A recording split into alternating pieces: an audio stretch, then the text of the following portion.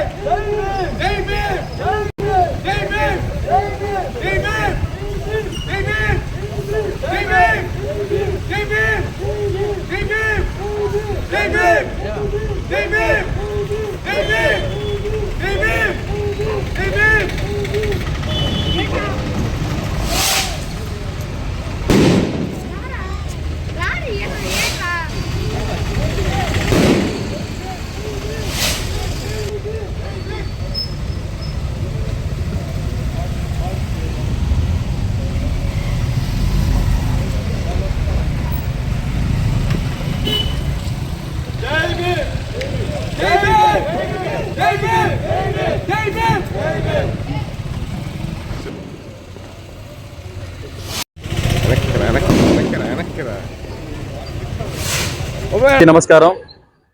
ఈరోజు యలమవారి దిన్న నెల్లూరు నగరం 13వ డివిజన్లో ఉన్నటువంటి అంబేద్కర్ గారి 9 అడుగుల కాంస్య విగ్రహానికి పాలాభిషేకం చేసి ఘనంగా ఆయనకి జయంతి నివాళులు ఈరోజు అర్పించడం జరిగింది.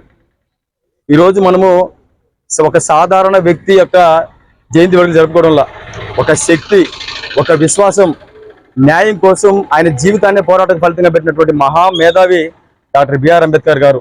ఈరోజు ఆయన జయంతి సందర్భంగా ఆయన చెప్పినటువంటి కొన్ని మాటలను కూడా గుర్తు చేసుకొని ఈ యొక్క కార్యక్రమాన్ని ముందు తీసుకోవాల్సిన బాధ్యత మన ప్రతి ఒక్క పౌరుడి మీద తెలియజేస్తా ఉన్నా.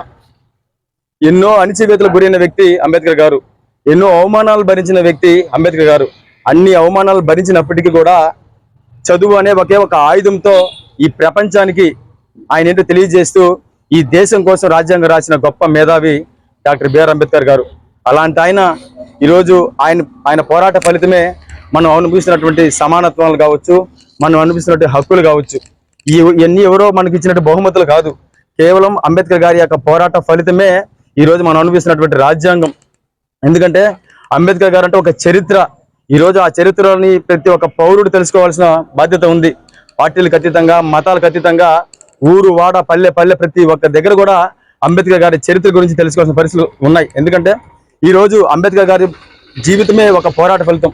ఈరోజు ప్రతి ఒక్క పౌరుడు జయంతి వేడుకలు కావచ్చు, వర్ధంతి కార్యక్రమాల్లో కావచ్చు, ఆ యొక్క కార్యక్రమాలు ఏ ప్రభుత్వాలైనా సరే సక్రమంగా నిర్వహిస్తేనే ఆ యొక్క పోరాట ఫలితం, ఆ యొక్క చరిత్ర యోధుడి యొక్క అనుభవాలను కూడా ప్రతి పౌరుడు తెలుసుకునే పరిస్థితులు ఉన్నాయని తెలియజేసుకుంటూ, రాబోయే రోజుల్లో అంబేద్కర్ గారి గురించి, అంబేద్కర్ గారి ఆశయాల కోసం, అంబేద్కర్ గారి ఆలోచనలకు అనుగుణంగా మేమందరం కూడా మతాలకు అనుగుణంగా, పార్టీలకి అతీతంగా మేమందరం కూడా ముందుకు సాగడం తెలియజేసుకుంటూ, మరొకసారి ఈరోజు మా ప్రభుత్వం హయాంలో, జగన్మోహన్ రెడ్డి గారి హయాంలో, అనిల్ కుమార్ యాదవ్ గారి ఆధ్వర్యంలో ఏదైతే యలమవారి దిన్న గ్రామస్తుల సహాయ సహకారాలతో ఈ యొక్క 9 అడుగుల కాంస్య విగ్రహాన్ని మేము ఈరోజు ఏర్పాటు చేసుకున్నామో, ఈ యొక్క కాంస్య విగ్రహానికి రాబోయే రోజుల్లో అత్యంత గౌరవంగా కూడా చూసుకునే పరిస్థితులు రాష్ట్ర ప్రభుత్వాలు కల్పించాలని ఈ యొక్క మీడియా ముఖంగా తెలియజేసుకుంటూ సెలవు తీసుకుంటా ఉన్నా. జై భీమ్.